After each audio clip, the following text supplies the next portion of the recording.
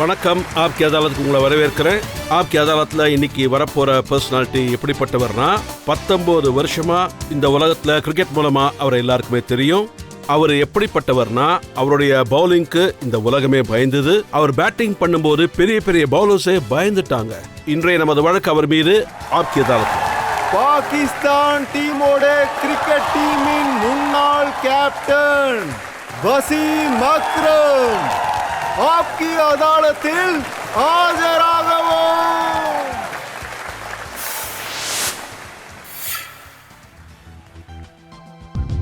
ஆப்கி அதாலத்தில் குற்றவாளி இருக்காங்க, குற்றச்சாட்டுகளும் இருக்கு, மக்களும் இருக்காங்க. இப்ப நம்ம வழக்கு ஆரம்பிக்கிறதுக்கு முன்னாடி இன்றைய ஜட்ஜ் கல்யாண்காரோட அனுமதியை கேட்டு பெறலாம். நீதிமன்றத்தோட விசாரணையை ஆரம்பிக்கலாம்.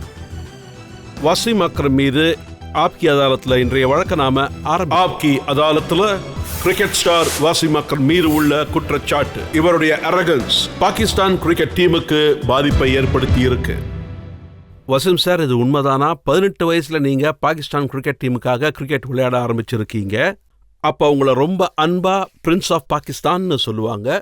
நாங்கள் 89 சீரீஸில் ஆஸ்திரேலியாவுக்கு போனப்போ அங்கே நான் நிறைய விக்கெட்ஸ் எடுத்தேன். அப்புறம் அங்கே எனக்கு சில ரன்ஸும் கிடச்சிது. அங்கே தான் அப்புறம் நான் பார்ட்னர்ஷிப்பில் ஃபர்ஸ்ட் 100 ரன்ஸ் ஸ்கோர் பண்ணேன். அப்புறம் 1986ல் அதுக்கப்புறம் தான் அங்கே இருந்த நியூஸ் பேப்பரில் என்னோட நியூஸ் வந்துச்சு. நான் 2-3 வாட்டி படிச்சிருக்கேன், ஆனால் மக்கள் ரெகுலராக சொல்லலை. அதுக்கப்புறம் உங்களை கிங் ஆஃப் ஸ்விங்னு சொன்னாங்க. அவ்வளோ சீக்கிரமாக அப்படி சொல்லலை. நான் 10 வருஷமாக ஆடி விக்கெட்ஸ் எடுத்ததுக்கு அப்புறமா தான் சொன்னாங்க. அதுக்கப்புறம் ரிவர்ஸ் ஸ்விங் நாங்கள் ஆரம்பிச்சதுக்கு அப்புறமா தான் அதுக்கப்புறம் ப்ரெஸ்ஸும் மக்களும் இப்படி சொல்ல ஆரம்பிச்சாங்க. நிறைய கைத்தட்டல் கிடைச்சது, அட்மிரேஷன் உங்களுக்கு கிடைச்சது. உண்மைதாங்க. ஆப்வியஸ்லி மக்கள் எவ்வளவு அன்பு காட்டணுமோ அதை விட ரொம்ப அதிகமாகவே அன்பு காட்டினாங்க. அதே மாதிரி நல்லா விளையாடலன்னா கிரிட்டிசைஸும் பண்ண ஆரம்பிச்சாங்க. இதெல்லாம் கேம்ல ஒரு பார்ட் இருந்தாலும் நிறைய அன்பும் கிடைச்சிருக்கு. ஆனால் நீங்கள் கேப்டனாக இருந்து பாகிஸ்தான் தோக்கும்போது இங்கே ஷேம் ஆஃப் பாகிஸ்தான் சொன்னாங்க உங்களை. ஆமா, கண்டிப்பா it's a part of culture. அது கல்ச்சரோட ஒரு அங்கம். எப்படி மக்கள் நம்மள மேல கொண்டு போவாங்களோ, நல்லா ஆடலனா அதே மாதிரி கீழேயும் கொண்டு வந்து போட்டுருவாங்க. அண்ட் அது எங்க கல்ச்சர்ல ஒரு பார்ட். எங்க மக்கள் எப்பவுமே சொல்லுவாங்க, பாகிஸ்தான் இந்தியன் டீம் ஏன் கன்சிஸ்டன்டா இல்லன்னு. நாங்க என்ன சொல்லுவோம்னா, எங்க கல்ச்சர்ல கன்சிஸ்டன்சின்னு ஒன்னு இருக்கு. அப்புறம் கமிட்டி ஃபார்ம் பண்ணுவாங்க, அதுல சண்டையும் நடக்கும். சோ இது பாகிஸ்தான் டீம், நாங்களும் பாகிஸ்தானி. சோ கன்சிஸ்டன்சினா அதுக்கு பின்னாடி ஒரு நல்ல பேக்கப் இருக்கணும், ஒரு கிரிக்கெட் போர்டு இருக்கணும், ஃபுல் சப்போர்ட்டும் உங்களுக்கு இருக்கணும். அவங்க நமக்கு பேக்கிங் பண்ணணும். உதாரணத்துக்கு, அதாவது கேப்டன் 2 வருஷமும் இருப்பாரு, இல்ல 2 மாசத்துலயும் தூக்க வாய்ப்பு இருக்கு. ஒருவேளை கேப்டன் 2 வருஷமா இருந்தா அப்ப டீம் ரைட் டைரக்ஷன்ல போயிட்டு இருக்குன்னு அர்த்தம். நீங்க கேப்டன் ஆனப்ப உங்களுக்கு யாரும் பேக்கிங் இல்லைன்னு சொல்றீங்களா? அந்த நேரத்துல நான் ரொம்ப எனக்கு 24 இயர்ஸ் தான் ஆச்சு. அதுக்கப்புறம் நிறைய ஆப்பர்ச்சுனிட்டிஸ் கிடைச்சது, நிறைய கிடைக்கல. அப்புறம் கிரிக்கெட் போர்டும் சேஞ்ச் ஆகிட்டே இருக்கும். ஒரு கிரிக்கெட் போர்டு பாத்தீங்கன்னா எவ்ரி 3 மந்த்ஸ் மாறிக்கிட்டே இருக்கும். ஒரு சேர்மேன் மாறி போனா மொத்த அட்மினிஸ்ட்ரேஷனே மாறி போயிடும். ஆனா இதுவும் உண்மைதானே, நீங்க பாகிஸ்தான் கிரிக்கெட் டீம் கேப்டன் ஆனப்ப மொத்த டீமும் உங்களுக்கு எதிராக தான் மாறினாங்க, உங்களை எல்லாருமே அப்போஸ் பண்ணாங்க. ஆமா, அது ஒரு மேட்ச் செட்டோட தப்பு வந்து 2 சைட்ல இருந்தும் இருந்துச்சு. அப்புறம் மோஸ்ட்லி மேபி ஜிம்பாப்வே டீம்ல எனக்கு தெரிஞ்ச எக்ஸாக்ட் சிச்சுவேஷன் என்னன்னா, ஓகே நான் அரகன்ஸாக தான் இருந்தேன். அப்போ எனக்கு வெறும் 24 வயசு தான். ஜிம்பாப்வே டீம் வரும்போது நான் ட்ரீம் பிகர்ஸை எதிர்பார்த்தேன். அதில் நிறைய பேட்ஸ்மேன்ஸ் அப்செட் ஆனாங்க. அப்புறம் எனக்கு ட்ரீம் விக்கெட் கிடச்சிது. அதுக்கப்புறம் ஜிம்பாப்வேக்கு எதிராக நாங்கள் ஃபர்ஸ்ட் மேட்ச் விளையாடுறோம். அவங்க ரொம்ப கஷ்டப்பட்டு எங்கள் கூட 2-1 ஜெயிச்சாங்க. அந்த நேரத்தில் எங்களோட சீஃப் எக்ஸிக்யூட்டிவ் பார்த்தீங்கன்னா ஆசித் கான். அவர் எப்பவுமே எந்த கிரிக்கெட்டருக்கும் சப்போர்ட் பண்ணதே இல்லை. அவரோட கிரைட்டீரியா ஒன்று தான், ஒருத்தனுக்கு இங்கிலீஷ் தெரிஞ்சா அவனை கேப்டன் ஆக்கிடணும், ஒருத்தனுக்கு தெரியலன்னா அவனை டீமை விட்டு தூக்கிடணும். So I think all together அது ஒரு தப்பான கிரைட்டீரியா. அதனால பசங்களுக்கு நிறைய ப்ராப்ளம்ஸ் வந்துச்சு. ஓகே நம்ம அவங்களுக்கு எதிராக ரிவால்ட் பண்ணலான்னு கூட தோணுச்சு. ஸோ அதனால அவங்க எனக்கு எதிராக ரிவால்ட் பண்ணாங்க. ஆனால் இதுவும் உண்மைதான், அவங்க ரிவால்ட் பண்ணதுக்கு அப்புறம் இம்ரான் கான் உங்களுக்கு அட்வைஸ் கொடுத்தாரு, கிரிக்கெட்டை விட்டுருப்பா, வீட்லயே உட்காருன்னு. இதுவும் உண்மைதானா? ஆமா, கண்டிப்பா. அவர் பிரஸ்ல இந்த விஷயத்த சொன்னாரு. அதாவது வாசிமா நியூசிலாந்துக்கு அனுப்பக்கூடாதுன்னு. அவர் செஞ்சது ஆக்சுவலி சரியே இல்ல. எல்லா பிளேயர்ஸும் அவருக்கு எதிராக இருக்காங்க. அப்புறம் அவர் நியூசிலாந்துக்கு போய் அங்க என்ன பண்ணுவாருன்னு கேட்டாங்க. அப்ப நான் என்ன நினைச்சேன்னா, ஜாமின்ஸ் ஆவது 24 வயசு பையன், தான் கல்ச்சரை பத்தி எவ்வளவு யோசிக்க முடியும்னு. ஆனா நான் நல்லா ரியலைஸ் பண்ணிட்டேன், கண்டிப்பா கிரிக்கெட்டுக்காக என்ன வேணா பண்ணலான்னு. சண்டை இல்லையோ, டிஃபரன்ஸ் இல்லையோ, நான் போகணும், ஆடணும். அந்த டூருக்கும் நான் போனேன். என் ஒய்ஃப் அந்த டூர்ல எனக்கு ரொம்ப சப்போர்ட்டிவா இருந்தாங்க.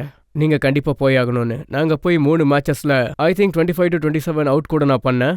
3 டெஸ்ட் மேட்சஸ்ல I think in the end I think it was just a matter of time. அப்புறம் அந்த டூர்ல நாங்க யார்கிட்டயும் பேசல. நான் பால் போடும்போது செலிப்ரேஷன் கூட இருக்காது, சும்மா கை தட்டுவாங்க அவ்வளவுதான். 11 பேரும் என்கிட்ட பேச மாட்டாங்க, நானும் அவங்க கூட பேச மாட்டேன். பட் அகைன் இந்த எண்ட் லாபம் டீமுக்கு தானே. பாகிஸ்தானுக்கு என்னன்னா என் மேல கோவத்துல இருந்தாங்க. நான் அந்த கோவத்தை ஃபீல்ட்ல காமிக்கணும்னு நினைச்சேன், பசங்க மேல இல்ல, கோவத்தை ஃபீல்ட்ல தான் காட்டினேன். ஒரு சில தடவை நிறைய திட்டு கூட விழுன்னு கேள்விப்பட்டிருக்கேன். இல்ல இது ராங் கால் சார். அந்த வயசுல நாங்க பாகிஸ்தான் டீம் கூட சண்டை நடந்தப்ப கூட, அதாவது இந்தியா கூட சண்டை நடந்தப்ப கூட பேட் எடுத்து ஒருத்தர் மண்டையை ஒருத்தர் உடச்சுக்கிட்டது கிடையாது, திட்டிப்பாங்க அவ்வளவுதான் sir. Maybe difference of opinions இருந்துச்சு அண்ட் மேபி எங்களுக்குள்ள யூனோ திட்டுறதெல்லாம் எதுவும் இருக்காது. ஆனா நாங்க பேசிக்க மாட்டோம். இது வரைக்கும் பேட் ஸ்டம்பை வச்சு ஒருத்தருக்கு ஒருத்தர் அடிச்சுக்கிட்ட மாதிரி எதுவும் நடக்கவே இல்லை sir.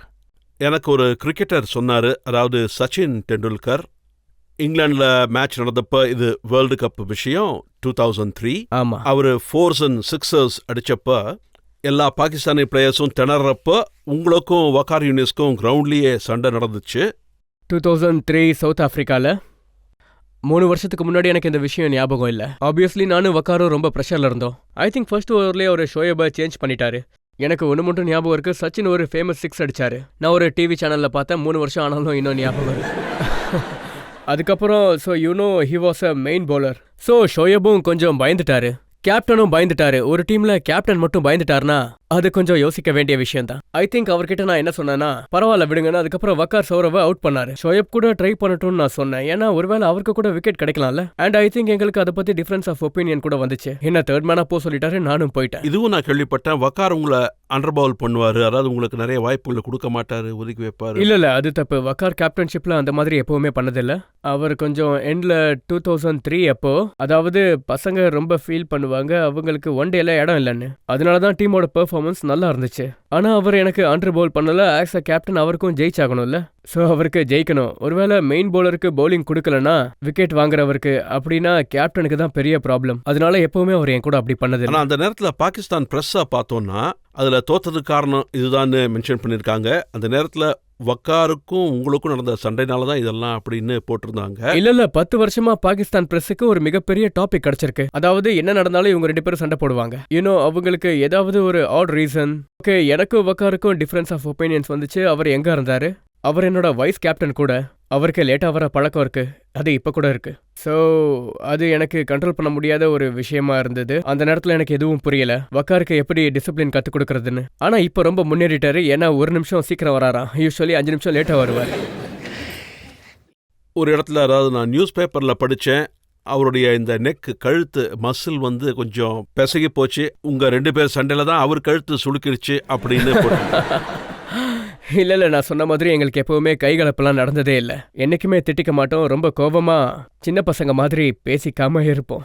You know in the end I think இந்த எண்ட்ல I think we are fine. Difference of opinions இருந்தாலும் வி ஆர் ஓகே.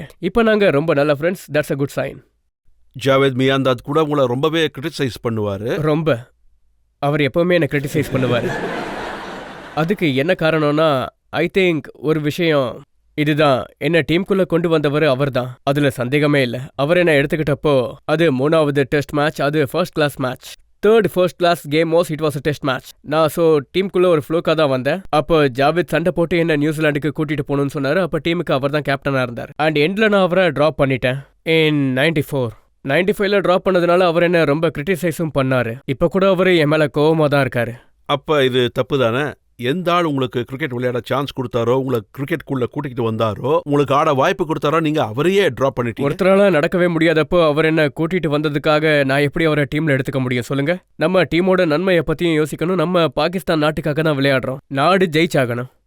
அவர் எனக்கு 20 வருஷத்துக்கு முன்னாடி ஃபேவர் பண்ணாருன்னு நானும் அவருக்கு ஃபேவர் பண்ணணும்னு தேவையில்லை. அப்படி பண்ணா ஒரு யங் பையனுக்கு டீம்ல இடம் இல்லாம போயிடும். அதனாலதான் டீம்ல எடுக்கல.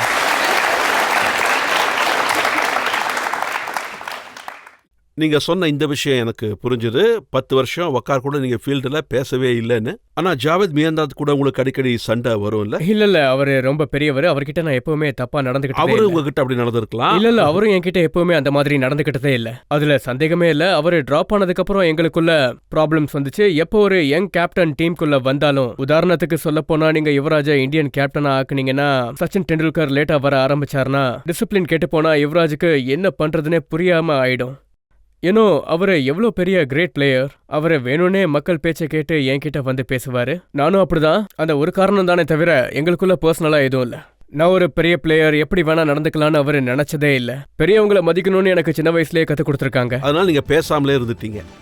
யா, அதுதான் நல்ல வழி. உங்க மேல நிறைய குற்றச்சாட்டுகள் இருக்கு, ஒரு பெரிய லிஸ்டே இருக்கு. I can imagine. ஒரு பிரேக்குக்கு அப்புறம் நாம திரும்ப வருவோம். அக்ரம் மீது மக்கள் சார்பா கேள்விகள் கேட்கப்படும். பிரேக்குக்கு அப்புறம்.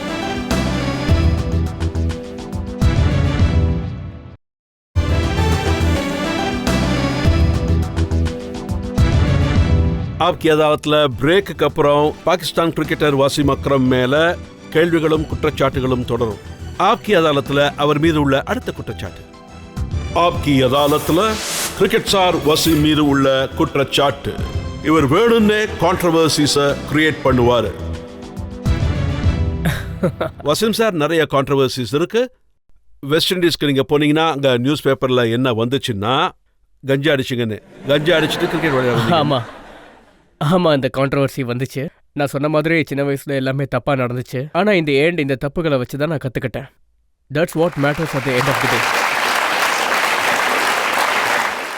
நீங்க இர்ஃபான் பட்டானுக்கு பவுலிங் கிளாஸ் எடுத்தப்ப அங்க இருந்த நியூஸ் பேப்பர்காரங்க என்ன சொன்னாங்கன்னா, பாகிஸ்தான் கிரிக்கெட்டுக்கு நீங்க நஷ்டத்தை ஏற்படுத்திட்டு இருக்கீங்கன்னு. நீங்க பாகிஸ்தான் தோக்கணும்னு தான் இப்படி பண்ணீங்கன்னு சொன்னாங்க. பாருங்க, இது மூளைக்கு சம்பந்தப்பட்ட ஒரு விஷயம். பேசிக்காவே நீங்க அதை பார்த்தே தெரிஞ்சுக்கலாம். இப்போ இர்ஃபான் பத்தானுக்கு நான் என்ன சொன்னேன்? கிரிப் சொன்னேன். நார்மலா ஸ்விங் பத்தி சொன்னேன். ஏன்னா பாகிஸ்தான் பேட்ஸ்மேனையே குறை சொன்னாங்க. அவர் அங்க போய் 4 பேர் அவுட் பண்ணதும் நீங்க இங்கிருந்து சொல்லி கொடுத்துட்டீங்கன்னு சொன்னாங்க. அப்புறம் அவரோட முகத்தை பார்த்துட்டு இருந்தேன். நீ நல்லா விளையாடினா ஏன் அவுட் ஆக போற, என்கிட்ட எதுக்கு கேட்குறேன்னு. அது ஒருத்தரோட ஒஸ்டான மென்டாலிட்டியை காட்டுது. இர்ஃபானுக்கு நல்ல டேலண்ட் இருக்கு, நல்ல போலிங் பண்றாரு. நான் ஒன்னு சொன்னதும் அவரு அவ்வளோ நல்லா பிக் பண்றாருன்னா அந்த கிரெடிட் இர்ஃபானுக்கு தான் போகும், எனக்கு இல்ல. அவர் ஒரு மாசத்துல எல்லாத்தையும் பிக் பண்ணியிருக்காரு. எனக்கு தெரிஞ்ச அது impossible, but he picked well and I am happy for him. Pakistan பிரஸுக்கு என் மேல ஏதாவது கம்ப்ளைண்ட் இருந்துச்சுன்னா நான் கேர் பண்ணதும் இல்லை, கேர் பண்ணவும் மாட்டேன். இப்போ நீங்க கொடுத்த அந்த அறிக்கை, அந்த ஸ்டேட்மெண்ட்டை பத்தி நான் சொல்றேன். 2005 ரொம்ப ரீசெண்டான விஷயம். வெஸ்ட் இண்டீஸ் டைம்ல நீங்க ஷோயப் அக்தரை டீம்ல சேர்த்துக்கல. அப்போ பிரஸ்ல என்ன எழுதினாங்கன்னா, நீங்க பாகிஸ்தான் செலக்டர்ஸ் எல்லாமே பைத்தியம் ஆயிட்டாங்கன்னு சொன்னீங்கன்னு எழுதினாங்க. ஆமா, நான் அப்படிதான் சொன்னேன். ஐ திங்க் கிரிக்கெட்டுக்கு அப்புறம் நான் இதை ரியலைஸ் பண்ணேன். என் மனசுல இருக்கிறத சொல்லலான்னு. அதாவது கிரிக்கெட் விளையாடும் போது நம்ம ஒரு லிமிட்குள்ள இருந்து பேசணும். கொஞ்சம் ஏடாகூடமா ஏதாவது பேசினா அப்புறம் PCB பேன் பண்ணிடுவாங்க, இல்லைன்னா ஃபைன் போடுவாங்க. ஸோ என் மனசுக்கு எது சரின்னு படுதோ அதை நான் சொல்லியே ஆகணும். அதுல எந்த தப்பும் இல்லை. ஆனா நம்ம கல்ச்சர்ல மக்கள் சொல்லவே மாட்டாங்க. ஏன்னா எனக்கு PCBல வேலை தேவையில்லை, இல்லைனா வேற எந்த ஆர்கனைசேஷன்லையும். நான் என் ஜாப்ல ஹாப்பியா இருக்கேன். With ESPN, star sports, and I'm enjoying life. In fact நான் பிளாக்னு சொல்லாம ஒயிட்னு சொன்னேன்னா அது நான் பண்ற தப்பு இல்ல. இல்ல, உங்ககிட்ட கன்சிஸ்டன்சி இல்ல. ஒரு தடவை நீங்க அவரை டீம்ல சேர்த்துக்கலாம்னு சொல்றீங்க. கொஞ்ச நாள் கழிச்சு செப்டம்பர் 2005ல உங்க ஸ்டேட்மெண்ட் என்னன்னா, அது ஷோயப் அதிகமா பேசுவாரு, கம்மியா விளையாடுவாருன்னு. அவரு டீமுக்குள்ள வர்றத பத்தி எதுவும் இல்ல. அது டோட்டலி டிஃப்ரெண்டான ஒண்ணு. அதுக்கும் இதுக்கும் எந்த சம்பந்தமும் இல்ல. அவர் ஒரு ஸ்டூபிடான அறிக்கையை கொடுத்தாரு, ஐ எம் லக்கி ஜம்போ ஜெட்னு. I am like a Ferrari. அப்புறம் அவரு ஆஸ்திரேலியால போய் சொன்னாரு, அவங்க 10 பேரு நான் தனியாளா இருந்தேன்னு. இந்த மாதிரி எல்லாம் அறிக்கை கொடுக்கும்போது ஆப்வியஸ்லி நம்மளும் ஏதாவது சொல்லி ஆகணும். டிராப் பண்ணதும் நியாயம்தான். அண்ட் இது கேப்டன் அண்ட் கோச்சோட வேலை. டிசிப்ளின் இல்லாதவங்களுக்கு டிசிப்ளின் கத்துக் கொடுக்கறது. திரும்பி வந்ததுக்கு அப்புறம் சின்ன பசங்க மாதிரி PCB கிட்ட கம்ப்ளைண்ட் பண்றது இல்ல. ஒரு வாட்டி டாப் பிளேயரை டூர்ல இருந்து திருப்பி அனுப்புனாங்கன்னா, ஒருவேளை டிசிப்ளின் கத்துக் கொடுக்கணும்னா டாப்ல இருந்து கத்துக் கொடுங்க. உங்களுக்கு கட்ஸ் இருந்தா, பேசிக்கலி நான் மைல்டான வேர்ட்ஸ் தான் யூஸ் பண்றேன். If you have the guts, அங்கிருந்து ஷோயபை திருப்பி அனுப்பி அவருக்கு ஃபைன் போட்டிருந்தா ஷோயப் இல்லாம டீமும் மொத்தமும் கரெக்டா இருக்கும். திரும்பி நம்ம வந்ததுக்கு அப்புறம் கிரிக்கெட் போர்டை கம்ப்ளைண்ட் பண்ணிட்டு இருந்தாங்க. நீங்க கேப்டனா இருந்தா ஷோயப் கூட என்ன பண்ணிருப்பீங்க? என்னோட கேப்டன்ஷிப்ல ஷோயப் விளையாடி இருக்காரு. 99ல நான் கேப்டனா இருந்திருக்கேன். 2-3 திட்டி நான் திருப்பி அனுப்பியிருக்கேன். அப்ப சரியாயிருப்பான். அப்ப அவர் இப்படி சொல்லியிருப்பார்ல, அவருக்கு பைத்தியம் பிடிச்சிச்சு திட்டுறாருன்னு. பிலீவ் மீ, மக்கள் என் பேச்சை தான் நம்புவாங்க, அவர் பேச்சை நம்ப மாட்டாங்க. ஏன்னா அவங்களுக்கு தெரியும் யார் பைத்தியம்னு. இன்னொரு நியூஸ் வந்துச்சு, நீங்க இந்தியன் டீமுக்கு கோச் ஆக விரும்புறீங்கன்னு. இல்ல, அதெல்லாம் ரொம்ப அதிகம். Nobody offered me for India. ஆனா நான் அந்த நேரத்துல நான் இந்தியால இருந்தேன். நான் ESPN ஜாயின் பண்ணேன். ஸோ நான் ஒரு சிட்டில இருந்து இன்னொரு சிட்டிக்கு டிராவல் பண்ணிட்டு இருந்தேன். அப்பதான் நான் இந்த விஷயத்த ஒரு நியூஸ் பேப்பர்ல ஃப்ரண்ட் பேஜ்ல படிச்சேன். நான் என்ன சொன்னேன்னா, எனக்கு ஆஃபரே வரல, யார் இப்படி எழுதுனதுன்னு. எனக்கு ஆஃபர் வந்திருந்தா ஹாப்பியா ஃபீல் பண்ணிருப்பேன். எனக்கு ஆஃபர் வரலையே, யாரும் எனக்கு ஆஃபர் பண்ணல. ஒருவேளை இந்தியன் டீமுக்கு கோச் ஆகிற ஆஃபர் உங்களுக்கு கிடைச்சிருந்தா நீங்க ஹாப்பியா இருந்திருப்பீங்களா? எனக்குள்ள கோச்சிங் ஸ்கில் இல்ல, ஆனா கன்சல்டன்சி இருக்கு. I can help you. எங்களோடது ஒரு விசித்திரமான கல்ச்சர்னு சொல்லணும். யாரா இருந்தாலும் கோச்சாக விரும்புவாங்க. பாகிஸ்தான் டீமுக்கு இந்தியன் டீமுக்கு ஆலன் போர்டரை பாருங்க, அவர் அண்டர் 19க்கு கோச் ஆனாரு. ஏன்னா அவர் அங்கிருந்து பிளேயர்ஸை உருவாக்க, அவங்களோட நாட்டுக்காக. ஆனா இங்கிருந்து போறவங்க காசு அதிகமா கிடைக்கும், எக்ஸ்போஷர்ஸ் கிடைக்கும்ன்றதுக்காக நாட்டுக்கு சேவை செய்ய விரும்பினா அண்டர் 19க்கு கோச் ஆகுங்க, பசங்களுக்கு கத்துக் கொடுங்க, ஃபியூச்சர்ல அவங்க நாட்டுக்காக விளையாடுவாங்க. மக்கள் யாராவது கேள்வி கேட்க விரும்புறீங்களா? நீங்க கேளுங்க.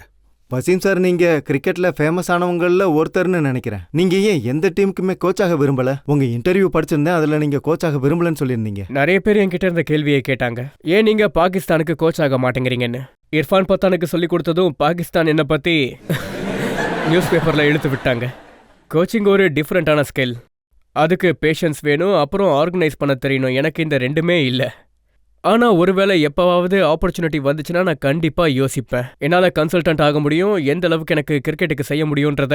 யங் பசங்க எந்த நேஷனாலிட்டியா இருந்தாலும் சரி, அவங்களுக்கு கைடன்ஸ் கொடுக்க வேண்டியது என்னோட கடமை. அதனால நான் இர்ஃபானுக்கு சொன்னேன், அதே மாதிரி மற்ற பவுலர்ஸ்க்கும் சொல்லி கொடுத்துக்கிட்டு தான் இருக்கேன். நான் போய் பாகிஸ்தான் போர்டுக்கு எதிரில், கேட்டுக்கு எதிரில் எனக்கு வேலை கொடுங்கன்னு நிக்க முடியாது. சமீபத்தில் எனக்கு அவங்களோட லெட்டர் வந்துச்சு. இதுல ஃபன்னியான விஷயம் என்னன்னா, பிசிபி கிட்ட இருந்து எனக்கு ஒரு லெட்டர் வந்துச்சு. அதாவது ஒரு 2 வாரம் 3 வாரத்துக்கு முன்னாடி. அதுல என்னென்ன ஜாப்ஸ் அவைலபிளா இருக்குன்னு எழுதியிருந்தாங்க. அதுல ஒன்னு டைரக்டர் ஆஃப் நேஷனல் அகாடமின்னு எழுதியிருந்தது. அப்புறம் அதோட குவாலிஃபிகேஷன் என்னன்னா, லெவல் 1 லெவல் 2 கோச்சிங் கோர்ஸ் பண்ணிட்டு வந்தா வேலை கிடைக்கும்னு. அதாவது 400 ஒன் டே விளையாடினேன், 150 டெஸ்ட் மேட்ச் விளையாடினேன். இட் டசன்ட் மேட்டர்ஸ், ஆனா லெவல் 1 லெவல் 2 கோச்சிங் கோர்ஸ் பண்ணிருக்கணும், அதுவும் இங்கிலாந்து வெள்ளைக்காரங்க.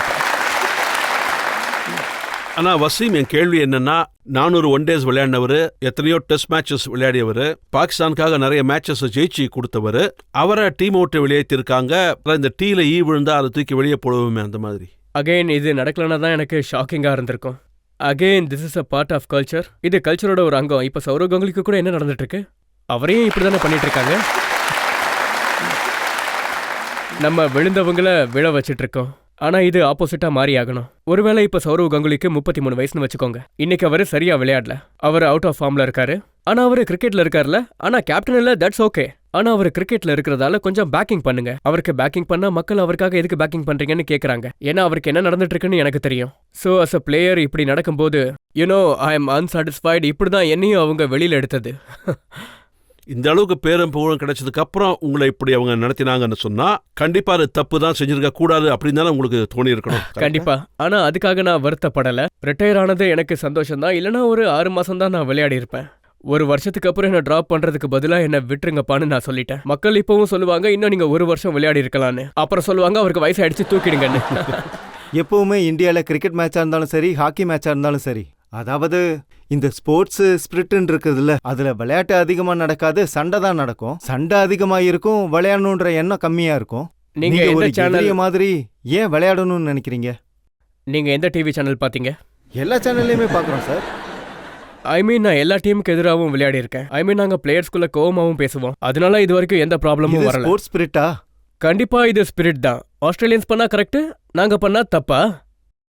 இல்ல, நீங்க எல்லா டீம் கூடயும் சண்டை போடுவீங்க சார். பாகிஸ்தான் டீம் எல்லாரு கூடயும் சண்டை போடும். அது சண்டை இல்ல, aggression on the field. After field நாங்க ஃப்ரெண்ட்ஸ் தான். 6 மணிக்கு மேட்ச் முடிஞ்சா நாங்க அரட்டை அடிப்போம், தமாஷ் பண்ணுவோம், வெளியிலயும் போவோம். நீங்க என்ன சொன்னீங்கன்னா, பாகிஸ்தானும் இந்தியாவும் விளையாடும் போது அங்க கண்டிப்பா அக்ரெஷன் இருக்கும், ஒருத்தர் தோக்கடிக்கிறதுக்கு நிறைய பலம் வேணும், அப்புறம் திட்டுவோம்னு சொன்னீங்க. அப்படி என்ன திட்டுவீங்க? நீங்க இதை இப்படியே பண்ணிடுங்க, கீழே பசங்களும் உக்காந்துருக்காங்க.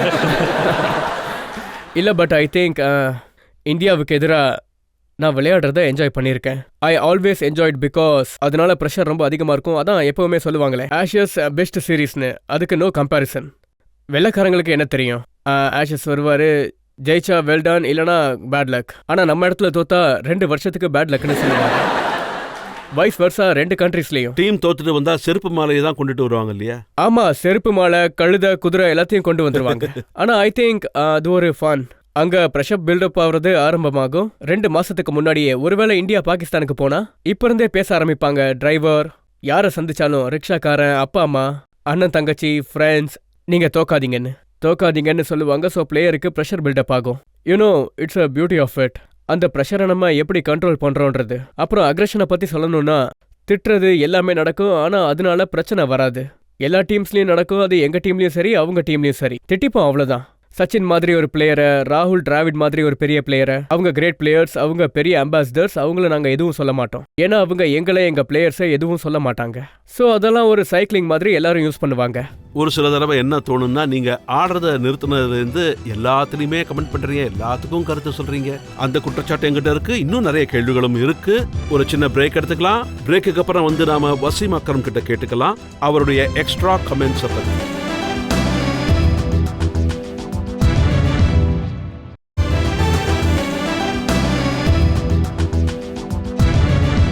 ஆப்கி அதாலத்துல குற்றச்சாட்டுகளை நம்ம சுமத்திட்டு இருக்கிறது கிரிக்கெட் ஸ்டார் வசீம் அக்ரம் மீது. ஆப்கி அதாலத்துல வசீம் அக்ரம் மீது உள்ள அடுத்த குற்றச்சாட்டு. ஆப்கி அதாலத்துல வசீம் அக்ரம் மீது உள்ள அடுத்த குற்றச்சாட்டு. இவர் எல்லாத்துலயும் மூக்க நுழைக்கிறாரு. வசீம் சார், இது சமீபத்துல நடந்த விஷயம். நீங்க ஐசிசிய பத்தி என்ன சொல்லி இருக்கீங்கன்னா, இதுல வெள்ளக்காரங்களோட டாமினேஷன் இருக்கு. நான் தப்பா ஏதாவது சொன்னேனா? ஏசான் மணி பாகிஸ்தானை சேர்ந்தவர். அவருடைய ஸ்டேட்மெண்ட் நான் படிச்சேன். அவர் என்ன சொல்லி இருக்காருன்னா, வசீம் அக்ரமுக்கு புரியாதனால அவர் இப்படி பேசிக்கிட்டு இருக்காருன்னு. ஐசிசியில எத்தனை இந்தியன்ஸ், எத்தனை பாகிஸ்தானிஸ் இருக்காங்கன்னு சொல்லுங்க. அவர் என்ன சொல்லியிருக்காருன்னா, நான் ஒரு Pakistani. I have been given the privilege to lead from ICC in carrying out responsibility to act without fear or favor to any nation. அதுக்கு சொல்ற ஒரு பாகிஸ்தானி என்ன மட்டும் சொல்றேன்னா, இல்ல. பாகிஸ்தானி மட்டும் இருக்கணும்னு அவசியம் இல்ல. ஸ்ரீலங்கன் இருக்கலாம், இந்தியன் இருக்கலாம். இப்போ வெள்ளக்காரங்க டெஸ்ட் மேட்ச் விளையாடி ரிட்டையர் ஆயிட்டாங்கன்னா அங்க அவங்களுக்கு ஜாப் கிடைச்சிரும். வருஷத்துக்கு பல லட்சம் பவுண்ட்ஸ். ஆனா நம்ம கிரிக்கெட்டர்ஸ் 5 டெஸ்ட் மேட்ச் விளையாடினாலும் 2020 விளையாடினாலும் அவங்கள எதுக்காக கூப்பிட மாட்டேங்கிறாங்க? எதுக்கு? நான் ஐசிசிக்கு அகேன்ஸ்டா இல்ல, அங்க வேலை செய்யவும் விரும்பல. நான் யாரும் சொல்ல முடியாததை சொல்றேன். அதத்தான் அன்னெசரி கமெண்ட்ஸ்னு சொல்றாங்க. ஷமீர் அஹமத் மேல 4 வாட்டி ஆக்ஷன் எடுத்தாங்க. ஃபர்ஸ்ட் டைம் ஆக்ஷன் எடுத்தது கிளியர் ஆச்சு. 2வது வாட்டி ஆக்ஷன் எடுத்தப்ப கிளியர் ஆச்சு. 3வது வாட்டி ஆக்ஷன் எடுத்தப்பவும் கிளியர் ஆச்சு. மறுபடியும் ஆக்ஷன் எடுத்து அவரை சஸ்பெக்ட் பண்ணாங்க. ஒருத்தர் ஒரு வாட்டி கிளியர் பண்ணிட்டார்னா அவரை அவரோட கிரிக்கெட்டை விளையாட விடுங்க. அடிக்கடி தொந்தரவு பண்ணாதீங்க. ஒரு வாட்டி ஆஸ்திரேலியாவுக்கு அனுப்பிட்டாங்கன்னா பயோ மெக்கானிக்ஸ், என்னென்னமோ ஹை கேஜெட்ஸ், அந்த பேர்லாம் கூட எனக்கு என்னன்னு தெரியாது. அதெல்லாம் பண்ணி அவரை கிளியர் பண்ணதுக்கு அப்புறமா தான், பாவம் அவரை எதுக்கு தொல்லை பண்ணிக்கிட்டு இருக்கீங்க? அதே மாதிரி தான் ஹர்பஜனுக்கும் பண்ணாங்க. ஷோயப் மாலிக் எங்க கூட மட்டும் இந்த மாதிரி, அதாவது எனக்கு ஒரு விஷயம் சொல்லுங்க, எப்பவாவது வெள்ளக்காரன் பிளேயர்ஸை இந்த மாதிரி ட்ரீட் பண்ணிருக்காங்களா? நீங்க என்ன சொல்ல வரீங்கன்னா, ஒரு பாகிஸ்தான் பிளேயருக்கு அப்படி நடக்காதுன்னு. ஆமா, சரிதான். அப்புறம் நம்ம இடத்துல இந்த மாதிரி வாய்ப்புகள் வரும்போது கிரிக்கெட்டர்ஸ் பேச மாட்டாங்க. நான் எதுக்காக பேசிக்கிட்டு இருக்கேன்? நான் ஒன்றும் எனக்காக பேசல. ஃபியூச்சர்ல நம்ம ஆளுங்களுக்கு இந்தியாவுக்கும் பாகிஸ்தானுக்கும் ஐசிசியில ஜாப் கிடைக்கணுன்றதுக்காக யாராவது நம்ம நாட்டை ரெப்ரசென்ட் பண்ணியாகணும். ஆனா ஐசிசியோட பிரசிடென்ட் ஏசான் மணி பாகிஸ்தானை சேர்ந்தவர், ஒரு ஏஷியன். அவரு வெள்ளக்காரர் இல்லையே. இல்ல, அவர் ஏஷியன் இல்ல. அவர் 25 வருஷமா இங்கிலாந்துல தான் இருக்காரு. அவர் பிரிட்டிஷ். நீங்க ரெப்ரசென்டட் பை பாகிஸ்தான். அவரை நீங்க பாகிஸ்தானியா நினைக்கலையா? நான் அப்படி சொல்லல. அவர் இங்க இருக்கிறது இல்லைன்னு சொன்னேன். பாகிஸ்தானோட ஃபர்ஸ்ட் கிளாஸ பத்தி அவருக்கு தெரியாது. அதோட கல்ச்சர் அவருக்கு தெரியாது. அவங்களோட சைக்காலஜியை பத்தி அவருக்கு தெரியாது. பிசிபியை பத்தி அவருக்கு தெரியாது. அதை தான் சொல்ல. அவர் அடுத்து என்ன ஸ்டேட்மெண்ட் கொடுத்திருந்தாருன்னா, படிக்கிறேன். These comments will not do any good to Pakistan and offensive to those Asians who are involved in ICC. எனக்கு ஒரு சில விஷயங்கள் தான் தெரியும். என்னோட பாயிண்ட் என்னன்னா, ஐசிசிக்கு நான் எதிரா இல்ல. Never hate anything against ICC. ஒருவேளை அவங்க இல்லைனாலும் யாரா வேணா இருக்கட்டும், நான் இப்படிதான் அவங்க கிட்டையும் சொல்லியிருப்பேன். அதாவது அவங்க ஒரு புது ரூல் கொண்டு வந்திருக்காங்க. பிகாஸ் இந்த எண்ட் அவங்க கமிட்டியில என்ன இருக்கோ, ஒரு 15 டிகிரி ரூல் அவங்க எடுத்துட்டு வந்திருக்காங்க. ஒரு பவுலர் 15 டிகிரி வரைக்கும் பெண்ட் ஆனார்னா, ஒருவேளை அதை விட அதிகமா பெண்ட் ஆனா அது தப்பா? அதாவது 15 டிகிரினா எனக்கே என்னன்னு புரியல. சாதாரண மக்களுக்கே எப்படி புரியும்? சரி, அம்பையர் ஃபீல்ட்ல 15 டிகிரியை எப்படி பாப்பாரு? ஸோ இந்த 2 things, வக்காரோட சேயிங் என்னன்னா, either you chuck or either you don't. There is no in between. நீங்க ஜர்க் ஆகுறீங்களா இல்ல ஜர்க் ஆகலையான்றது தான். ஸோ சிம்பிளிஃபை பண்ணுங்க மக்களுக்கு புரியுற மாதிரி. ஸோ பிளேயர்ஸ் ஆரம்பத்தில், கரியர் ஆரம்பத்தில் ஒருவேளை சஸ்பீஷியஸ் ஆக்டிங்னால அவரை பிடிச்சு உங்களுக்கு சரியா படலைன்னா அப்புறம் பேன் பண்ணுங்க. முரளிதரன் 400 டெஸ்ட் விக்கெட்ஸ் எடுத்திருக்காரு. ஆனா அவரை ஜர்க்குன்னு சொன்னீங்க. அதுக்கு முன்னாடி அவர் மக்களை தொல்லை பண்ணிட்டு இருந்தாரு. அது வரைக்கும் முரளிதரன் விளையாடிக்கிட்டு இருந்தாரு. யாருக்கும் எந்த ப்ராப்ளமும் இல்ல. சௌரவ் கங்குலியை பேன் பண்ணாங்களே, அதுவும் அநியாயம் தானா? அந்த இன்சிடென்ட்டை நான் பார்க்கல. அவரை ரொம்ப நாளைக்கு பேன் பண்ணாங்கல்ல. ஐ திங்க் 2-3 மேட்சுக்கு பேன் பண்ணா இட்ஸ் ஓகே. பட் அவரை 6 மேட்சஸ்க்கு பேன் பண்ணாங்கன்னு நினைக்கிறேன். அவரோட அஃபென்ஸ் பெருசா இருந்ததால தான் அவரை பேன் பண்ணாங்கன்னு நினைக்கிறேன். அதோட ரிசல்ட் அவர் கையில் இருந்த கேப்டன்சியும் போயிடுச்சு. கண்டிப்பா. ஐ திங்க் 6 மேட்ச் விளையாடாம இருந்ததால ஸ்டாண்டிங் கேப்டன் பெர்ஃபார்மன்ஸ் நல்லா இருந்தா, டீம் நல்லா விளையாடினா, ஆப்வியஸ்லி இப்ப நம்ம ஸ்ட்ரக்சர் இங்கிலாந்து ஆஸ்திரேலியா மாதிரி இல்லையே. அதாவது ஒரு வருஷத்துக்கு அனௌன்ஸ் பண்ண அவர் தான். இங்க ஸ்டாண்டிங் கேப்டன் மேட்ச் ஜெயிச்சா அவ்வளவுதான், அடுத்த கேப்டன் வீட்டுக்கு போயிடுவாரு. It's different culture all together. நான் உங்க ஸ்டேட்மெண்ட்டை படிச்சேன். சௌரவ் கங்குலி இப்ப மாறிட்டாரு, அவர் ஸ்டைல் மாறி போச்சுன்னு சொல்லியிருக்கீங்க. ஸ்லீப்பிங் கேப்டனா ஆயிட்டாரு, கிரவுண்ட்ல தூங்குற மாதிரி இருக்காருன்னு சொல்லியிருக்கீங்க. நான் மட்டும் இல்ல, ஃபுல் ப்ரெஸ்ஸே சொல்லிச்சு அவரோட பெர்ஃபார்மன்ஸ்ல ஃபீல்டிங் சரியில்லைன்னு. As a captain you have to lead for the front. Sourav Ganguly கிட்ட 6 வருஷத்துக்கு முன்னாடி இருந்த எந்தூசியாசம் இப்ப இல்ல. அதாவது நான் எதுக்கு சொன்னேன்னா, அவருக்கு கொஞ்சம் கான்ஃபிடன்ஸ் கிடைக்கணுன்றதுக்காக. ஏன்னா அவர் 2-3 திட்டி உழைக்க ஆரம்பிக்கணுன்றதுக்காக. இப்ப நெட்ல பாருங்க, பிரஷர் வந்ததுக்கு அப்புறம் பல மணி நேரம் போலிங் பண்ணிக்கிட்டு இருக்காரு. ஐ ரைஸ் மை பாயிண்ட் தேர். சௌரவ் கங்குலி என்னைக்காவது உங்க பவுலிங்ல ப்ளே பண்ணிருக்காரா? ஆமா, ஒரு மேட்ச் இருக்கு. ஸ்டார் ஸ்போர்ட்ஸ் காட்டிக்கிட்டு இருக்காங்க. கடந்த ஒரு வருஷமா அவங்க இந்த ஒரு மேட்ச் தான் காட்டிக்கிட்டு இருக்காங்க. ஒருவேளை உங்ககிட்ட இந்தியன் டீம் கேப்டன் நீங்க தேர்ந்தெடுக்கணும் அப்படின்னு சொன்னா நீங்க யாரை தேர்ந்தெடுப்பீங்க? சச்சின் டெண்டுல்கரையா, ராகுல் டிராவிடையா, சௌரவ் கங்குலி? ஐ திங்க் சச்சின் 2 வாட்டி ட்ரை பண்ணிருக்காருன்னு நினைக்கிறேன். இப்போ அவர் என்ஜாய் பண்ணிக்கிட்டு இருக்காரு. அவர் பிரஷரையே விரும்பல. ரெக்கார்ட்ஸ் பிரேக் பண்ண வேண்டிய அவசியம் இல்ல. ஐ திங்க் சௌரவ் கங்குலி கூட கேப்டன்ஷிப் பண்ணிக்கிட்டு இருக்காரு. ரொம்பவே நல்லா பண்ணிட்டு இருக்காரு. The best captain India have produced as far as this winning concern, and this is Rahul's time, and Rahul is a great player and he is doing his good job. நீங்க என்ன நினைக்கிறீங்க? இர்ஃபான் பட்டான வசீம் அக்ரம்க்கு ஈக்குவலான ஒரு பிளேயர்னு நாம ஃபியூச்சர்ல சொல்ல முடியுமா? அது பாசிபிளா? நான் இதை கண்டிப்பா டிஃபர் பண்ணுவேன். Not Irfan Pathaan. It's too early. நம்ம அவரை கபில் தேவ் கூடயும் இல்ல வேற யார் கூடயும் கம்பேர் பண்ண முடியாது. அவர்கிட்ட நிறைய டேலண்ட் இருக்கு. அப்புறம் அவரோட எய்ம் இப்படிதான் இருக்கணும். அதாவது இந்தியாவுக்காக 10 இருந்து 15 வருஷம் விளையாடணும்னு. இங்க இந்தியால ப்ராப்ளம் என்னன்னா, ஒரு பிளேயரை ஒரே அடியா ஒரு வின்னிங்க்கு அப்புறம் பிராட்மேன் கூடவே சேர்த்துருவாங்க. ஆமா, இது 100க்கு 100 உண்மை. உங்களுக்கு தெரியுமா, நிறைய ஸ்பான்சர்ஷிப் வரும். அந்த பையன் பயந்தே போயிடுவான். நான் பெரிய ஸ்டார் ஆயிட்டேன்னு நினைச்சுப்பான். அது அவனுக்கு நல்லதில்ல. ஒருவேளை இர்ஃபான் 15 வருஷம் விளையாடணும்னு முடிவு பண்ணார்னா ஆப்வியஸ்லி he can reach. ஏன்னா நல்லா பேட்டிங் பண்ணிட்டு இருக்காரு. அவருக்கு இப்போ நல்லாவே விக்கெட்ஸ் கிடைச்சிட்டு இருக்கு. ஆனா 15 வருஷம் விளையாடினதுக்கு அப்புறம் தான் தெரிய வரும். 5 வருஷத்துல சொல்ல முடியாது இர்ஃபான் என்னை விட நல்ல போலரா இல்ல கபில் தேவுக்கு ஈக்குவலா பர்ஃபார்மன்ஸ் பண்ணுவாரான்றத. Too early to compare. உங்களுக்கு இப்படி தோன்றதுக்கு என்ன காரணம்? இப்பெல்லாம் 2 மேட்ச்ல 2 ரன் எடுத்துட்டாலே இல்ல 2-3 விக்கெட்ஸ் எடுத்துட்டாலே அவங்க மனசெல்லாம் தடுமாற ஆரம்பிச்சிடுதே. ஆமா, மீடியா பிரஸ் அட்டென்ஷன் கிடைக்கும் போது, மீடியால ஃப்ரண்ட் பேஜ்ல போட்டோ வரும்போது எங்க போனாலும் மக்கள் அவங்கள சுத்தி இருப்பாங்க. பிளஸ் ஸ்பான்சர்ஸ் உள்ள வருவாங்க. அவங்களும் கொஞ்சம் ரிலாக்ஸ் ஆயிடுவாங்க. ஓகே, இனிமே நான் என்னை யாருமே தோக்கடிக்க முடியாதுன்னு அவனுக்கு தோணலாம். ஆனா பாகிஸ்தான்ல கொஞ்சம் டிஃப்ரெண்ட். அங்க பிளேயர்ஸ் ரொம்ப நாள் விளையாடுறதுக்கு காரணம் அங்க யாரும் லிஃப்ட் பண்ண மாட்டாங்க. எல்லாரும் ஸ்பான்சர்ஸை தான் தேடுவாங்க. ஆனா இங்கே கியூல நிப்பாங்க. So that's the difference. ஏதாவது கஷ்டப்பட்டு கிடைச்சா மட்டும்தான் அதுக்கான மதிப்பு தெரியும். இதுதான் இங்க நடக்கும். இந்தியாவில் ஒரே அடியா கொஞ்சம் கேப் கொடுங்க. ஒரு பையன் நல்லான்னா குறைஞ்சபட்சம் 2 வருஷம் பாருங்க. அதுக்கப்புறம் ஸ்பான்சர்ஸ் அவங்க கிட்ட போங்க. அது அந்த பையனுக்கும் நல்லது, அவன் கண்ட்ரியவும் நல்லா ரெப்ரசென்ட் பண்ண முடியும். நீங்க என்ன அட்வைஸ் கொடுப்பீங்க? அதாவது மகேந்திர சிங் தோனி இருக்காரு, இர்ஃபான் பட்டான் இருக்காரு, இவங்கெல்லாம் யங்ஸ்டர்ஸ் ரொம்ப நல்லா அப்ளை பண்ணிட்டு இருக்காங்க. வீரேந்தர் சேவாக் அதே லிஸ்ட்ல தான் இருக்காரு. எல்லாருமே நல்லா அப்ளை பண்ணிட்டு இருக்காங்க. இவங்களுக்கு அட்வைஸ் என்ன? சேவாக் ஒரு நல்ல பிளேயர். அவர் ஒரு 40 டெஸ்ட் மேட்சஸ் விளையாடி இருக்காரு. ஒரு 50 ஆவரேஜ்ல இருக்காரு. ஸோ ஐ திங்க் அவர் ஒரு நல்ல கேட்டகரியில இருக்காரு. மற்ற 2 பேருக்கும் நான் இதைத்தான் சொல்லுவேன். அவங்கள பொறுத்த வரைக்கும் இப்போ ஒரு நல்ல ஸ்பான்சர் வந்தா ரெஃப்யூஸ் பண்றதுக்கு கஷ்டமா தான் இருக்கும். அதாவது ரெஃப்யூஸ் பண்ண வேணாம், பட் கேமை மனசுல வச்சுக்கங்க. பெர்ஃபார்மன்ஸ் பண்ணா எல்லாமே அவங்க கிட்ட வந்துடும். அவங்க கண்ட கனவு எல்லாமே நிறைவேறிடும். இன்னொரு part of the world cricketers religion. So ஒரு 2 வருஷம் பெர்ஃபார்மன்ஸை கன்சிஸ்டண்டா வச்சுக்கணும்னா எல்லாமே அவங்க கிட்ட வரும். 10 மடங்கு அதிகமாவே வரும். வசீம் சார், இந்த கான்ட்ரோவர்சி அலிகேஷன்லாம் பார்த்ததுக்கு அப்புறம் உங்ககிட்ட ஒரு சின்ன விஷயம் கேட்க விரும்புறேன். அப்புறம் இந்த கேள்வி கேட்குற விஷயத்த ஒருவேளை சுனில் கவாஸ்கர் சாரும் பார்த்துட்டு இருக்கலாம். நீங்க பழைய கிரிக்கெட்ல நிறைய ரெக்கார்ட்ஸை பிரேக் பண்ணிருக்கீங்க இந்த பிசிசி டீம்ல. அப்புறம் பிசிசிஐக்குள்ள யாரெல்லாம் இருக்காங்களோ அவங்க எல்லாம் கிரிக்கெட்டை கேஸ் ஸ்பெல்லிங்கோட ஆரம்பிக்கிறாங்களோ அவங்க கிரிக்கெட்டை ஹேண்டில் பண்ணும்போது நீங்க பேசாம இருந்து வெறும் பிரஸ்ல மட்டும் கமெண்ட் பண்ணீங்கன்னா அது எனக்கு என்ன தோணுதுன்னா அது இந்தியாவோட கடன்கார வாழ்க்கையா இருக்கும்னு. இதனால கிரிக்கெட் முன்னேறாது. இதை நானும் ஒத்துக்கிறேன். கிரிக்கெட் போர்டு பண்ற தப்ப நம்ம சொல்லியே ஆகணும். பரவாயில்ல, சொன்னதுனாலதான் கோர்ட்டுக்கு கூப்பிட்டாங்க. நான் தேவையில்லாம பேசுறேன்னு நான் அட்டாக் பண்றேன். ஆமா, இத பத்தி எல்லாருமே பேசணும். ஏன்னா நீங்க ESPN டீம்ல கூட இருக்கீங்க. ஆனா எல்லாரும் ஏன் சேர்ந்து சொல்ல மாட்டீங்க? எனக்கு என்ன தோணுதுன்னா, எங்களை மாதிரி டாப் பிளேயர் சொல்லியே ஆகணும்னு. ஏதாவது ஒரு பிளேயருக்கு அநியாயம் நடந்தா இல்ல கிரிக்கெட் போர்டு தப்பு பண்ணா we should speak out. இதனால நிறைய மாற்றம் ஏற்படும். மக்களும் என்ன நடக்குதுன்னு புரிஞ்சுப்பாங்க. ஆனா யாரும் பேச மாட்டேங்கிறாங்க. நான் கொஞ்ச நேரத்துக்கு முன்னாடி சொன்னல, எல்லாரும் ஒருவேளை பயப்படலாம் இல்ல எந்த ஒரு கான்ட்ரவர்சிக்குள்ளேயும் வரக்கூடாதுன்னு நினைக்கலாம். சோ ஏன்னா அவங்க ஒப்பீனியனை சொல்லி ஆகணும். ரைட் ஆர் ராங் அதை சொல்லி ஆகணும். இன்னும் சில குற்றச்சாட்டுகள்லாம் இருக்கு. அது உங்க வாழ்க்கையோட ரிலேட்டட். அதை பத்திலாம் பேசலாம் ஒரு பிரேக்குக்கு அப்புறம். மக்கள் சார்பா வசீம் அக்ரம் மீது கேள்விகளும் குற்றச்சாட்டுகளும் தொடரும்.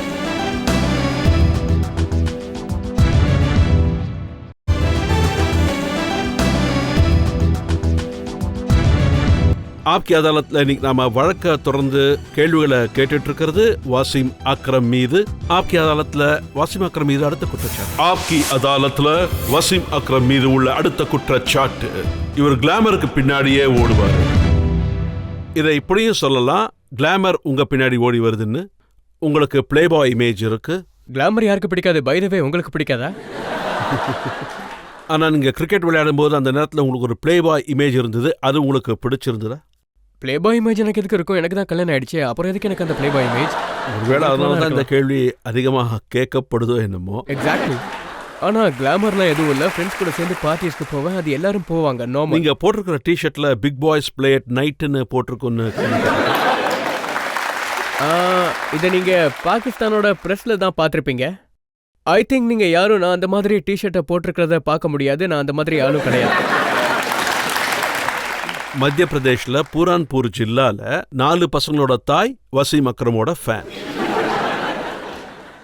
அவங்க என்ன எழுதியிருக்காங்கன்னா, நான் எல்லாத்தையும் மறந்துட்டு வசீம் அக்ரமை என் புருஷனா நினைச்சிட்டு இருக்கேன். அப்போ இதுல நான் எப்படி கிளாமரஸ் பாய் ஆக முடியும் சொல்லுங்க? இல்ல, நானும் இந்த நியூஸ் பார்த்திருக்கேன், படிச்சிருக்கேன். ஆனா நான் ஒரே ஒரு விஷயம் தான் சொல்லணும்னு நினைக்கிறேன். அவங்க அந்த ப்ரோக்ராமை பார்த்துக்கிட்டு இருந்தாங்கன்னா, எனக்கு கல்யாணம் ஆயிடுச்சு, குழந்தைங்க இருக்காங்க, உங்களுக்கும் புருஷன் இருக்காரு, அவரை பாருங்க, அதை விட்டுட்டு என்னோட பிரஸ் மீட்டையும் போட்டோஸையும் பார்த்துட்டு இருக்காதீங்க.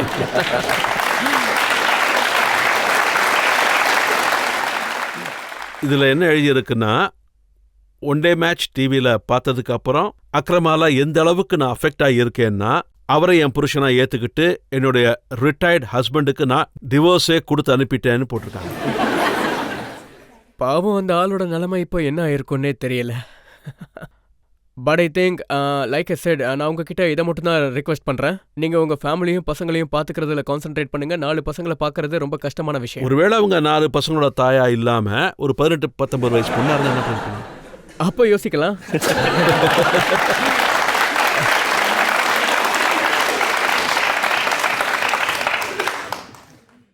நான் இப்படி ஒரு நியூஸ் படிச்சிருக்கேன். ஒரு இந்தியன் ஃபிலிம்ல உங்களுக்கு ஒரு ரோலை ஆஃபர் பண்ணிருக்காங்க. பூஜா பட் உங்களுக்கு ரோல் ஆஃபர் பண்ணாங்களாமே? ஆமா, அது ஒரு 1.5 வருஷத்துக்கு முன்னாடி. அப்ப நீங்க யோசிக்கலையா? நான் மற்ற கிரிக்கெட்டர்ஸோட படம் பார்த்துருக்கேன், ஸோ கண்டிப்பா முடியாது.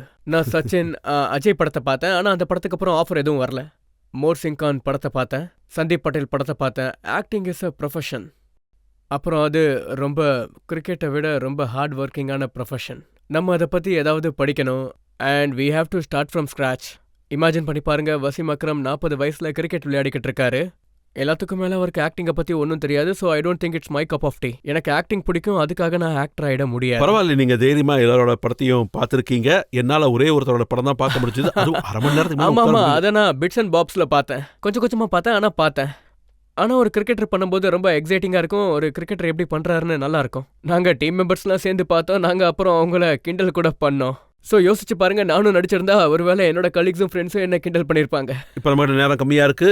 குவிக்கா யாராவது ஒரு கேள்வி. தேர்ட் ரோல அக்ரம் அங்கிள், இது வரைக்கும் இந்தியாவில் ஏன் உங்களை மாதிரி ஒரு பவுலர் இல்லை?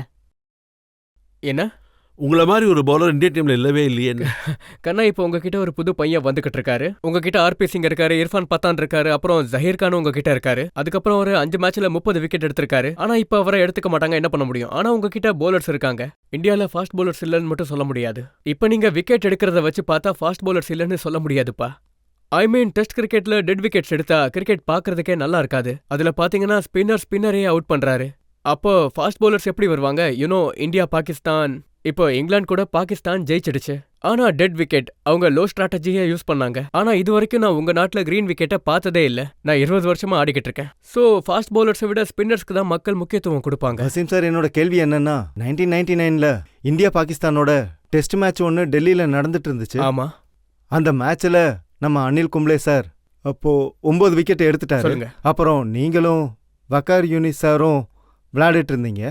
நான் என்ன கேள்விப்பட்டேன்னா, வக்கார் சார் உங்ககிட்ட என்ன சொன்னார்னா, ரன் அவுட் ஆயிடு, ஏன்னா லாஸ்ட் விக்கெட் அவங்களுக்கு கிடைக்கக்கூடாதுன்னு. ஸோ வேணும்னே நீங்கள் உங்கள் விக்கெட்டை கொடுத்தீங்கன்னு. இல்ல, நான் வேணும்லாம் கொடுக்கல. Waqar came to me. அது ரன் அவுட் எடுக்க ஒரு சான்ஸா இருந்தது. அது ஒரு ஒயிட் பால் அண்ட் ஸ்ரீநாத் தான் ஓவர் போட்டுக்கிட்டு இருந்தாரு. ஒயிட் பவுலிங் அண்ட் அதை வக்கார் ரொம்ப ஓப்பனா அடிச்சாரு. அந்த விக்கெட்டை ஃபீல்டர்ஸ் பிடிக்கல, விட்டுட்டாங்க. ஏன்னா கும்ப்ளேக்கு 10வது விக்கெட் கிடைக்கணும்னு. நான் என்ன சொன்னேன்னா, வக்கார் நாங்க ஜென்ரலா டிஸ்கஸ் பண்ணிட்டு இருந்தோம், எதுவும் டிசைட் பண்ணல, என்ன இப்படி பண்ண சொல்லி சோக் பண்ணிட்டு இருந்தாரு. நான் என்ன சொன்னேன்னா, வக்கார் இது தலையெழுத்து, அவர் தலையெழுத்துல 10 விக்கெட் எழுதியிருந்தா கிடைக்கும், இல்லைன்னா கண்டிப்பா கிடைக்காது. ஆனா நான் என்ன சொன்னேன்னா, நான் மட்டும் அவுட் ஆக மாட்டேன், ஐ வாஸ் ஃபேசிங் ஹிம். நான் என்ன சொன்னேன்னா, நான் அவர்கிட்ட அவுட் ஆக மாட்டேன், நான் வேணா எழுதி தரேன்னு. அடுத்த பால்ல அவுட் ஆகிட்டு திரும்பி போயிட்டேன். அப்புறம் வக்கார் அவுட். அப்புறம் வக்கார் நான் போற வரைக்கும் திரும்பி பார்த்துக்கிட்டே இருந்தாரு. அப்புறம் வந்து என்கிட்ட கேட்டாரு, என்னமோ பெருசா சொன்னியேன்னு. நான் என்ன சொன்னேன்னா, தலையெழுத்துல அப்படி எழுதியிருக்கு போல இருக்கு, அவருக்கு விக்கெட் விழுந்துருச்சு. ஆனா இது ஸ்போர்ட்ஸ்மேன் ஸ்பிரிட்டே கிடையாது. ஸோ அவருக்கு லக் இருந்திருக்கு, 10 விக்கெட் எடுக்கணும்னு அவருக்கு இருந்திருக்கு. Anil Kumble great bowler and he definitely deserved for that. நீங்க இப்படி ஏதாவது ஆரம்பிச்சிருக்கலாம், இதான் என்னோட வாழ்க்கையோட மிஷன், அதை நான் கண்டிப்பா அச்சீவ் பண்ணியே தருவேன்னு. அதாவது இப்போ என் கிரிக்கெட் கேரியர் முடிஞ்சிடுச்சு, ஸோ அடுத்ததுன்னு. ஆமா, கண்டிப்பா. உங்களுக்கு தெரியும்னு நினைக்கிறேன், நான் type 1 diabetic, insulin dependent for the last 10 years. எங்க ரிலிஜன்ல டயபெட்டிக் ஆகிறதே ஒரு குறை. மக்கள் அதை மறைக்க ட்ரை பண்ணுவாங்க. ஆனா அந்த டிசீஸ் வந்தாலும் நீங்க வாழ்க்கைய ரொம்ப சந்தோஷமாவே வாழ முடியும். ஆனா அது வந்துச்சுன்னா பிளட் சுகர் லெவல்ஸை கண்ட்ரோல்ல வச்சுக்கணும். சாப்பாடை நீங்க ஹெல்த்தியா சாப்பிடுங்க, அப்புறம் எக்ஸசைஸ் பண்ணுங்க. அப்புறம் நிறைய இடத்துல இதை கேள்விப்பட்டிருக்கேன், டயபெட்டிஸ் இருக்கிற விஷயம் தெரிஞ்சா டிவோர்ஸ் கூட பண்ணிடுவாங்க. அதே மாதிரி தான் ஆம்பளைங்களும். அப்போ நான் இந்தியாவில் 10 சிட்டிஸ்க்கு பிராண்ட் அம்பாசிடரா போனேன் for Raj diagnostics in India. I have been to 10 cities. எல்லா பெரிய சிட்டிஸ்க்கும் போனால் அங்கே ஜுவினல் டயபெட்டிக்ஸை மீட் பண்ணேன். அதாவது கிட்ஸ், ஒரு சின்ன பையன், 5 வயசு பையன், கிட் டயபெட்டிக். அவன் வாழ்க்கை பூரா தினமும் 3 இன்ஜெக்ஷன் எடுத்துக்கணும், 3 injections a day, all is life. அவங்க பேரண்ட்ஸோட நிலைமை எப்படி இருக்கும், அவங்க பசங்களுக்கு எப்படி புரிய வைப்பாங்க, அவங்களுக்கு என்ன செய்யறதுன்னு புரியாது. ஸோ பசங்களை சந்திச்சு, டயபெட்டிக் பேஷண்ட்ஸை சந்திச்சு அவங்கள நான் மோட்டிவேட் பண்ணுவேன். ஒருவேளை என்னால் வாழ்க்கையை வாழ முடியும்னா உங்களால் ஏன் முடியாதுன்னு. ஸோ ஐ திங்க் இதை விட ஒரு பெரிய வேலை என்னால் செய்ய முடியாதுன்னு நினைக்கிறேன், அதுவும் இந்தியா அண்ட் பாகிஸ்தான். அப்போ நீங்கள் என்ன சொல்ல வரீங்கன்னா, கிரிக்கெட் ஆடும்போது எஸ்பெஷலி பவுலிங் பண்ணும்போது நிறைய பலம் சக்தி தேவைப்படும்னு. அந்த நேரத்தில் உங்களுக்கு டயபெட்டிஸ் இருந்துச்சா? ஆமாம், கடந்த 10 வருஷமா எனக்கு டயபெட்டிக் வந்தப்போ எனக்கு 31 வயசு, 97ல். அப்போ ஆப்வியஸ்லி நான் வருத்தப்பட்டேன், எனக்கு எதுக்காக இந்த நோய் வரணும்னு. சில இடத்துல ஸ்வீட் சாப்பிட்டா வரும்னு சொல்லுவாங்க, ஆனால் ஸ்வீட்டுக்கும் இதுக்கும் சம்பந்தமே இல்லை, ஏன்னா அவேர்னஸ் இல்லை. அப்புறம் சில பேர் சொல்லுவாங்க குண்டா இருந்தா வரும்னு, ஆனால் நான் குண்டாவும் இல்லை. எக்ஸசைஸ் பண்ணாதவங்களுக்கு வரும்னு சொல்லுவாங்க, ஆனால் என்னோட வேலையே எக்ஸசைஸ் பண்ணுறது தான். ஸோ அதெல்லாம் ரொம்ப தப்பான கான்செப்ட். எனக்குமே டயபெட்டிஸ்னா என்னன்னு தெரியாது, ஆனால் இப்போ எனக்கு புரிஞ்சிருக்கு இது என்ன, எதனால வருதுன்றது, ஜெனட்டிக்கா இல்லை டென்ஷன் ரிலேட்டடானு. ஒரு வாட்டி உங்களுக்கு டயபெட்டிக் வந்துருச்சுன்னா அது உங்க வாழ்க்கை பூரா உங்க கூடவே இருக்கும். வாழ்க்கையில என்னோட மோட்டோ இதுதான், நான் ரொம்ப நாள் வாழ போறேன். ஏன்னா நான் நல்ல சாப்பாடு, ஹெல்த்தியான சாப்பாடு சாப்பிட்றேன், எக்ஸசைஸ் பண்ணுவேன். அப்புறம் நான் டென்ஷனே ஆக மாட்டேன். உங்ககிட்ட சொல்லியிருக்கேன்ல, நான் டென்ஷன் ஆக மாட்டேன்னு, தேவையில்லாம டென்ஷன் ஆக மாட்டேன். ஸோ எல்லா மக்களுக்கும் நான் கொடுக்குற மெசேஜ் இதுதான். அப்புறம் நம்ம நாட்டில் மல்டிநேஷ்னல் கம்பெனிஸ், நான் தேவையில்லாம சொல்லல, மெசேஜோட தான் சொல்றேன். மல்டிநேஷ்னல் கம்பெனிஸ் மக்களை வச்சு சம்பாதிக்கிறவங்க, அவங்க 1% ஏழை மக்களுக்கு கொடுத்தாங்கன்னா அவங்களுக்கு ஆசீர்வாதமும் கிடைக்கும். இங்க கிராமத்துல பாத்தீங்கன்னா யாருக்கு டயபெட்டிக் இருக்கோ அவங்களுக்கு பெயினும் இருக்கும். எனக்கு டயபெட்டிக் வந்தப்போ பெயின் இல்லை. பெயின் ஏதாவது வந்துச்சுன்னா, கிட்னி ஃபெயிலியர் ஆச்சுன்னா முடிஞ்சுது. ஸோ பாவம், அவங்களுக்கு என்ன நோயின்னு கூட தெரியாது. இந்தியா பாகிஸ்தான்ல உள்ள சின்ன சின்ன கிராமங்கள்ல என்ன தெரியும். So next step is, India பாகிஸ்தான்ல உள்ள சின்ன சின்ன கிராமங்களுக்கு போய் கார்டியாலஜிஸ்ட்டை கூட்டிட்டு போவேன், டயபெட்டாலஜிஸ்ட்டை கூட்டிட்டு போவேன். நாள் பூரா அவங்கள செக்கிங் பண்ண வைப்பேன். டயபெட்டிக்ஸ் இருக்கிறவங்களுக்கு சொல்லணும் இந்த வியாதி உங்களுக்கு இருக்குன்னு சொல்லணும். அப்புறம் அவங்களுக்கு இன்சுலின் ப்ரொவைட் பண்ணணும், yes with help of Rash. ஒரு கம்பெனியாவது ஹெல்ப் பண்றதுக்காக முன்னாடி வந்தாங்கன்னா, அவங்க ப்ராஃபிட்ல 2% நேஷனுக்கு திருப்பி கொடுக்குறாங்கன்னா அது கண்டிப்பா பெரிய விஷயமா இருக்கும். ஆப்கி அதாலத்ல நாம குற்றச்சாட்டுகளை சுமத்துறது பாகிஸ்தானி கிரிக்கெட்டர் அக்ரம் மீது. நாம ஒரு பிரேக் எடுத்துக்கலாம். பிரேக்குக்கு அப்புறம் நாம திரும்ப வந்து இன்றைய ஜட்ஜ் கல்யாண்காரோட தீர்ப்பு என்னங்கிறது.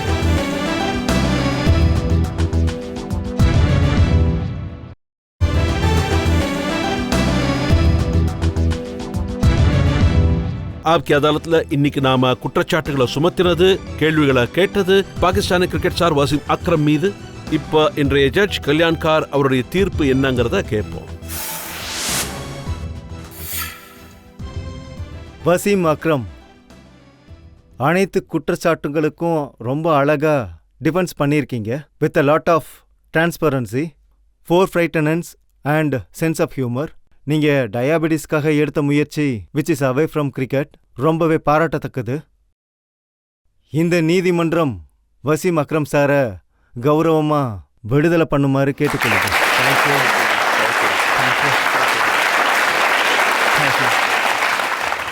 வசீம் அக்ரம் எந்த அளவுக்கு அருமையா பவுலிங் பண்ணாரோ, எந்த அளவுக்கு அருமையா பேட்டிங் பண்ணாரோ, அதே அளவுக்கு அருமையா டயபிட்டிஸ் கேம்பெயினை உலகத்தோட ஒவ்வொரு முறைக்கும் கொண்டு போய் சேர்ப்பாருன்னு நம்புறோம். இந்திய பாகிஸ்தான் மக்களுக்கு நன்மை செய்வாருன்ற நம்பிக்கையோட இந்த வழக்கை இங்கேயே முடிச்சுக்கிறோம். அடுத்த முறை ஆப்கி அதாலத்துல ஒரு புது கெஸ்டோட நான் உங்களை வந்து சந்திக்கிறேன். அதுவரை என்னுடைய அன்பான வணக்கங்கள்.